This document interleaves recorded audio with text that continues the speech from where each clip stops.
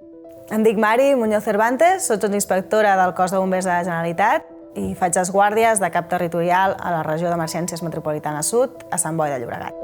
I la meva funció és procurar que hi hagin els efectius, els recursos materials i humans perquè els bombers puguem donar resposta a tot el que passa durant un dia.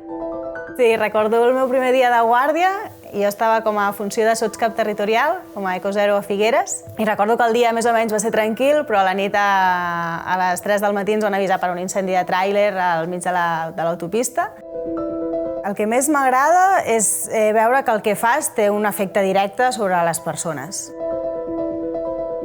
És un procés molt bonic, perquè en el que també descobreixes moltes coses, de tu mateix, dels altres, de la feina. És molt bonic, però és desgastant a molts nivells.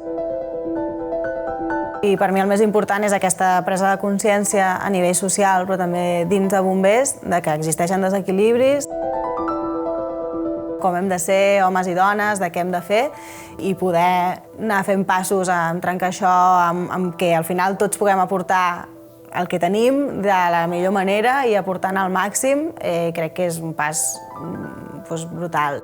Si alguna noia que s'està pensant que s'ho cregui, que cal una part de convenciment molt gran, que ho provi i que l'estarem esperant.